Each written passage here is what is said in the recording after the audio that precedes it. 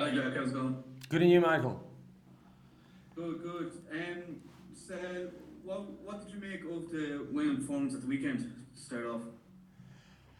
I think obviously happy with the result, and when I say that, I mean getting the 5 points and getting the win. The Dragons are a feisty team, and even mentioned when we went into the week that last year when we played them at the Viva with a very similar team. We were 36 minutes in the game. We were only 5-3 up. So they're a team that can hang in there. And I think for us the challenge was obviously there was five Irish internationals and RG coming back from international duty. And this I'm saying with all the respect in the world. So I think to get you mentally up from playing Springboks versus Ireland in the Viva and then going and playing the Dragons in Rodney Parade. I think it's a mental shift that you have to make, and I thought especially if those five players they delivered on that, which show for me what it means to wear the blue again, and for me that was pleasing to see. But then obviously I think there's a couple of things that we obviously didn't do well and that we will have to improve on. Our discipline wasn't good enough, and simple discipline stuff that obviously offsides were. I think we gave away 9 offside penalties. And if you think in the first 5 rounds, we've only conceded 6 in 5 games. So it's a very how can I say, it's out of character. It's not something that we did in the past. So and although the message went on quite early that we have to adapt to that, and the way they referee it, we didn't see a change in behaviour, and hence the card for repeated infringement. So that our discipline needs to improve. And then there was a couple of opportunities that we didn't take. I think we scored a tie, and then obviously the clean out of Jack Boyle was dangerous, and that was a disallowed try. And then we were over the try line another 2 times and held up. So we were there and thereabout. And when you play a feisty team like the Dragons, and you don't capitalize on your opportunities, it ends up being 5 minutes from time you are only leading 17-10. So I think poor discipline got them back in the game, or got them foothold in the game, and then obviously not us converting our opportunities. So we definitely have to improve on a lot of things, but there was also stuff that we were very very happy about, and obviously there was another first cap in Josh, so that was quite pleasing. Was it difficult just looking forward to the weekend to pick players' confidence back up? A lot of players been playing the first time this weekend since that South Africa game where things didn't go well. Is it difficult? Where do you feel like the squad's in a good place after that, or is it a case of just building players' confidence back up? No, I think, Michael, I think yes, it's Europe. It's the start of a fresh competition, and again in the building, there's lots of excitement. If you think now, we haven't seen each other for quite some time, and even the lads who were on the British and Irish Lions tour, I walked out with Shino to the training pitch, and my question was, do you know how many days I've coached you this year? And the answer was this 12. This would be number 13. So it's exciting that we get the band together again. So there's lots of excitement. So no, it's a new competition. It's nice to have everybody back in the building, and to almost, I would say, we're probably kicking off our season, if I can put it like that. I know it's the kickoff of the champions of Europe, but also in a funny way, it's probably the first time that we as a group will be working together for more than just 1 week. Like last time we came back from South Africa, majority of the lads could only play the Munster game, and then they were off going to Chicago. So we literally haven't been together. So there's lots of excitement. So now I would say from our perspective, there's lots of excitement. It's purely excitement in the building. It's just nice to be together and like it to be together as a group again and to work together. Yeah. What were your thoughts on just like obviously South Africa dominated that scrum and a lot of Leinster players in that scrum? Did that worry you at all watching the game? Look, yes. I think if I start giving out on what's happening in a scrum, I mean, I've never put my head in a scrum, so I've got no clue. Obviously, I thought we had a pretty dominant performance this weekend against the Dragons in the scrum. I probably think I will stay clear from that one, just because purely I don't know. I don't know. Obviously, just looking at the performance of South Africa in that, and just what the referee saw. Listen, it was a dominant performance from them, but it's I can't break my head around the scrum because I just have no idea. Just lastly, I'll be perfectly honest, like I didn't see the full interview you gave, but just like your comments on going back to South Africa in 2027, do you think that was the best timing before the Ireland South Africa game, or was there any part you regretted saying it when you did, or? Sorry, go again. I didn't get the start. Just like, I'll be honest, I didn't see the full interview, but just like on comments you made on going back to South Africa, potentially 2027, like the timing of that, did you regret it all, or? No, I mean, I didn't make that comment. I mean, the whole interview was actually about my time in Leinster and my last 2 years here, and I was very complimentary of Leinster. If you do the due diligence and do yourself the trouble of listening to the whole interview, you'll see the whole context. So the question was, listen, how is Jacques? How's your life in Dublin? And I said, yes, we're really enjoying Dublin. Today's I'm starting the start of my third year. So I started 1st of January, 1st of December. So that's today. So this is the start of my third year. So I said to Matt, yeah, at the end of your first year, you start making friends with your neighbors. You start making friends in Ireland that you actually go on holiday with. So as you start spreading your roots, so that's probably where we are as a family.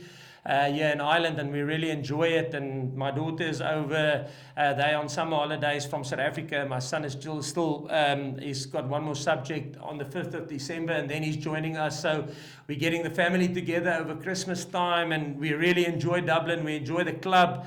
I enjoy working with the players. There's a lot of stimulation. And then the question went on, it really sounds like you're enjoying it. And then I said, yes, but it's not to say because I enjoy Leinster that I don't enjoy South Africa or I don't love the Springboks. I still love the Springboks. And I love my time there, and I enjoy the box, and I enjoy South Africa. I still love South Africa. So it doesn't sound like because I enjoy it here, I dislike what I did there. So that was the whole thing. That was the comment. And I mean, it's funny. I get used to it now. People just take the part. Yeah, I really love the Springboks, and then they just go on to that. So I guess it will probably be the same with what I'm saying here to you now. So somebody will probably just take whatever bits that I said now and whatever suits their narrative, they'll run with that. But do yourself the favor and go and listen to. I don't think it's long. I think it's like maybe 15, 20 minutes, and that will give you a perspective of what I said. I was talking actually about Foley, that the passing away of Axel learned me the lesson that you can't plan too much in the future. I said we came over here in 2016, myself and Rassie, to get passports, but then you only have now. When Axel passed away, it hit me like a ton of bricks in the face. You only have now. So whenever, and then when the opportunity came and they asked us to go back to South Africa, we thought we're only going to go back for 2027 if we're good enough and coach well enough and there's opportunity. But then when the opportunity came, you think you plan your life and it's going to be perfect. I'm going to do this at that age. I want to be there. But then life happens. Reality hits you. Somebody in the age of 42 pass away next to you the day before a game. And then, you've only got now. So you can't plan what will happen in the future. Go and do yourself a favor, go and listen at the thing, and then you make up your own mind on what I said there. Thanks, Jack. Best of the weekend. Thank you. Hi Jack, Susanna here. I'm sorry to be so irritating and follow up on that a little bit, but you touched on it really briefly that you felt maybe some people ran with a line that maybe was a little bit out of context. Not a little bit, a lot of out of context. So have you listened to the whole interview? Yeah, I have listened. Okay, perfect. What's your opinion? I'm not here to give my opinion. Oh, I'm just curious, okay. is that the case that, do you know, the whole line that you'll be leaving Leinster and going back to Springboks, that's fully taken out of context and not what you meant when you... No, I said my contract with Leinster is until the end of this 2027 season. So that's when my contract finished, which is a fact. And I think it's common knowledge. I think it's in the public domain. Everybody knows that. Yeah. And then the question was, so what then? So I said, and that's where the Anthony story come up. I said, then I don't know. I can't tell you what happens then. And that is what I said. Listen, I don't know. I literally, if I'm, I don't know, I can't tell you what's going to happen after that. I know that I'm the sole provider of my family. So if my contract expires with Leinster, which I enjoy working with, which I love, that's why I extended my contract. But if my contract finished on whenever it's June or July 2027, whatever then is up, that's the best for me to provide for my family and that suits my family. I will definitely look at that because I have to provide for my family. There's nobody else that provides for my family. My wife's not working. She can't work as a physio in Ireland because it's a job that is, there's enough physios here. So it's on the red list or whatever they call it. She can't, she's just a dependent on me. My 2 kids are studying, they're not working. So I must actually get a job. So hopefully I get a job after my contract expires with Leinster. Okay, thank you for speaking on that. No, pleasure. I just want to ask you as well, you touched on the ill discipline at the weekend. How do you actually as a coach go about fixing that? Because it's somewhat uncontrollable when you're on the sideline watching. But what's the message, especially as you go into European rugby, to sort that? Yeah, look, the main thing there, so there's some of the penalties that you concede because, and this is a great question, not about my contract, which is nice, it's actually rugby. So there's some of the penalties that you concede because you're under pressure, you know, and they're on top of you and you kind of infringe because you're under so much pressure. You can't get set, you don't have enough time to get back on side. But I would say out of the 9 penalties we conceded, I would say that there was 5 of them which was we weren't under pressure. And it wasn't like the referees was wrong. So don't get me wrong. It was just pure poor discipline from our side. So it's definitely so it was addressed during the first half, but there wasn't a change in behavior, and then obviously we spoke about it in the at halftime, and I thought it was better in the second half. Again, it's the avoidable penalties. You're always going to concede penalties because if that's the whole thing. Why do you concede penalties? Because you're under pressure. So, and they did put pressure on us, especially when we were down a man and when we went down another man. I mean, then you struggle to contain things. So, yeah, how do you change it? This week is, listen, we just have to work harder. We have to make sure that we get our part right, you know, so that we give ourselves time to get set and that we are less under pressure. So, yeah, that's how you fix it, yeah. Thanks, guys. I'll let Matthew. Yeah, thank you. We've got time for one more question there. I see Matthew's got his hand up. Just a quick one. We're running out of time there. If you want to fire away. Cheers. Yeah, hi Jack. It's Matt from BBC. I just want to ask quickly about, from a coaching perspective, how excited are you to work with a player of Rico Ianni's stature? No, yes, very excited. I mean, and that's the, it just smacks you in the face today. It's the first time that he trained with us. I met him briefly on Wednesday when he came in and he had his first session with us today. And whenever he participates, you understand that he's an 85 test cap All Black, you know, and you can see it. And same with the likes of Geordie when they slot in, you know, you kind of nervous. Yes, will they get to grips with the defense system and with all our systems? And yes, it will take time, but you can see that there's quality. That almost, I don't know if there's a saying like that, but almost in Afrikaans it would be halve begrip. 'n volle begrip het 'n halwe woord nodig. It means you only need half a word for them to grab the whole concept. So because they are such a they experienced players and experience at the high level. Now, very excited to work with him.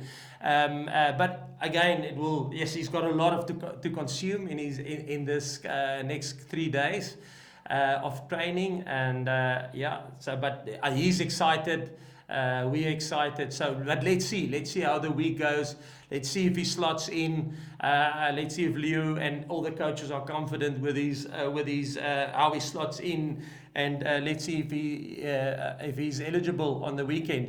But it was nice to have him with us and to actually see him running around with the lads.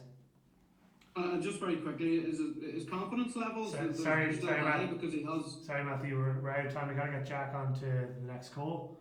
But thanks, guys. That's all the time we have. Thank you. We'll send over the recording of that into the WhatsApp group.